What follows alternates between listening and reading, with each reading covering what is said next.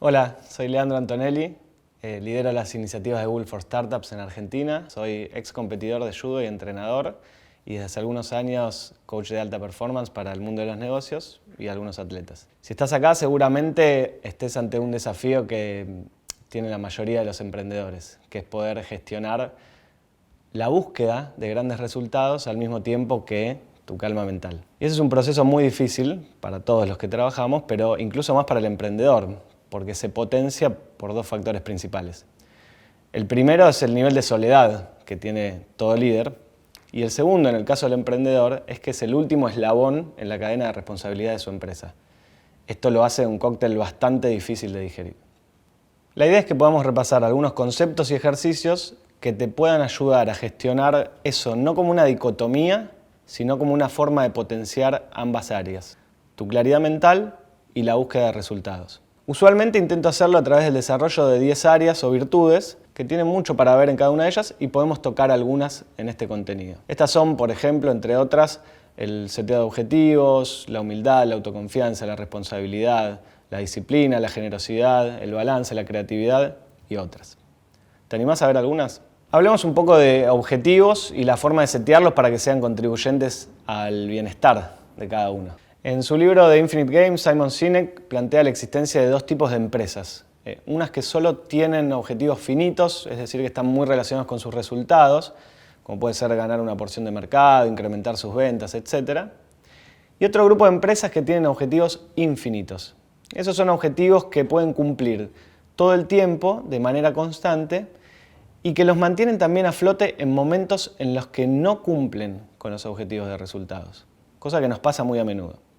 Veamos un ejemplo de objetivo infinito. En el caso de la compañía en la cual trabajo, Google, su misión es organizar la información del mundo y hacerla universalmente útil y accesible para todos. Sinek lo que dice en su libro es que las empresas que tienen este tipo de objetivos, es decir, que operan con sentido, ganan en el largo plazo.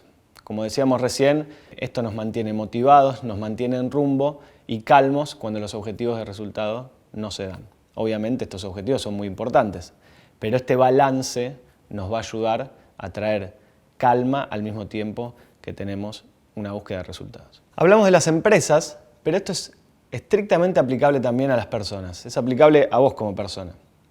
En su teoría del bienestar, uno de los principales exponentes de la psicología positiva, Martin Seligman, traza esta teoría sobre 5 pilares fundamentales. Y 2 de ellos tienen que ver con estos objetivos finitos y objetivos infinitos. Los llama logros y sentido. Los emprendedores tienen un desafío adicional. A menudo vinculan al 100% su sentido personal y sus objetivos a los de su empresa. Y esto es una práctica muy riesgosa porque su identidad queda ligada al éxito o fracaso de lo que están haciendo en el momento. Entonces, para empezar a trabajar sobre esta elaboración de sentido de manera personal, te propongo un ejercicio. Primero, que te puedas distanciar de los objetivos particulares y el sentido que busca tu empresa, que obviamente va a estar condicionado sobre el tuyo, pero que trabajemos un poco sobre lo personal. Tratemos de encontrar el sentido a través de una concreta definición de valores, que después vas a llevar a cada práctica que haces en el día a día. El ejercicio es bastante sencillo, pero requiere reflexión. Te propongo que pienses entre 1 y 3 palabras, que sean valores, que puedan regir tu comportamiento, que vos quieras y puedas representar en la vida. Obviamente lo vas a hacer a través de tu empresa, pero también lo vas a hacer a través de otras actividades.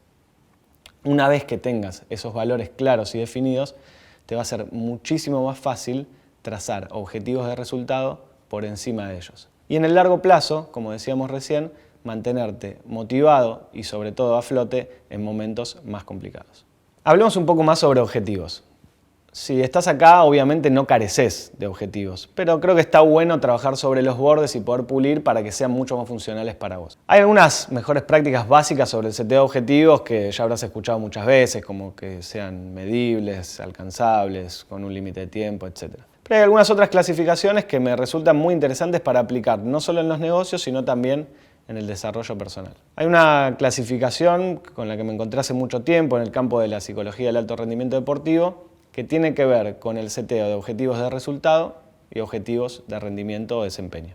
Los objetivos de resultado tienen que ver con todas aquellas metas que nos ponemos que son fácilmente medibles y que tienen que ver con, por ejemplo, ganar, aumentar la cantidad de ventas, alguna repercusión en los resultados puede ser de mi compañía o de mi desarrollo personal. Estos ejercicios funcionan muy bien como motivadores, es decir, pueden direccionar muy bien nuestra acción e incluso acelerarlas. El problema es que no funcionan tan bien para corregir nuestras conductas. La razón es muy sencilla, los resultados no dependen exclusivamente de nosotros, hay un montón de factores externos como la competencia, el entorno, etcétera, que van a hacer que nosotros pudiendo hacer todo bien no consigamos los resultados que queremos o incluso que los consigamos sin haber hecho todo bien por circunstancias fortuitas. Repito, los objetivos de resultado direccionan, aceleran, pero no corrigen.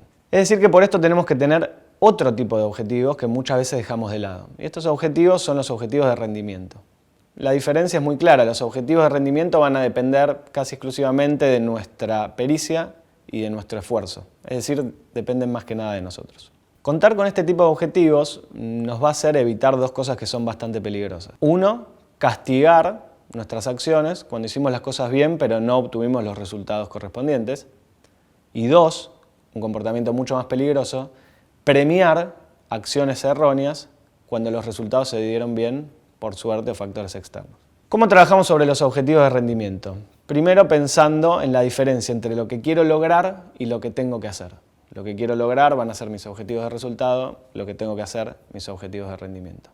Obviamente los objetivos de rendimiento se tienen que desprender de los objetivos de resultado a través de un correcto análisis de las cosas que tengo que hacer para lograr algo, ¿no? Te propongo entonces ejercitar esta diferenciación para tu desarrollo personal a través de un ejercicio concreto. Seteate un objetivo de resultado, algo que quieras lograr, que no dependa exclusivamente de vos, en las próximas 2 semanas. De eso desprende 2 objetivos de rendimiento, cosas que vos podés hacer y dependen exclusivamente de tu esfuerzo o intención, para lograr ese objetivo. Después de eso, accioná inmediatamente. Fíjate lo que sucede. Si ya lograste setear o resetear tus objetivos, lo primero que va a aparecer adelante tuyo es obviamente la distancia entre esos objetivos y el lugar donde estás hoy en día. Y la operatoria más común a la hora de ver esa distancia es empezar a actuar de manera inmediata. Esto es positivo por un lado, pero por otro, a medida que va avanzando el tiempo, si solo nos ocupamos de hacer, puede ser que empecemos a construir sobre bases de desarrollo personal inestables. Es decir, para avanzar por el camino vamos a necesitar de habilidades que se van construyendo con la ejecución misma, pero también vamos a necesitar de habilidades que necesitan ser construidas y aprendidas antes de ejecutar y reforzadas por esa ejecución. En general, estas habilidades quedan como puntos ciegos ante una ejecución muy rápida. Esto se da porque en general huimos de aquellos lugares en donde nuestra mente no se siente tan cómoda operando. Y podríamos hablar, en otra virtud, más teniendo que ver con la disciplina, de cómo mantenernos en ese lugar. Pero para poder llegar a ese lugar de trabajo mental, primero tenemos que identificarlo. Y ahí es donde entra en juego, como decíamos recién, la virtud de la humildad, ese poder analizar de manera consciente. Para hacerlo, te voy a proponer 2 ejercicios. Uno que tiene más que ver con salir del piloto automático y el otro que tiene que ver con ir hacia adelante en la identificación de estas habilidades. El primero es un ejercicio para que hagas cotidianamente. No tiene que ver esencialmente con tu desarrollo personal, pero sí con elevar tus niveles de conciencia. Y es bastante sencillo. Puedes seleccionar una actividad que realices todos los días, de manera cotidiana. Puede ser lavarte los dientes, bañarte, lavar los platos, etc. Y tratar de ejecutarla con un nivel de conciencia mucho mayor, estando mucho más presente en esa actividad.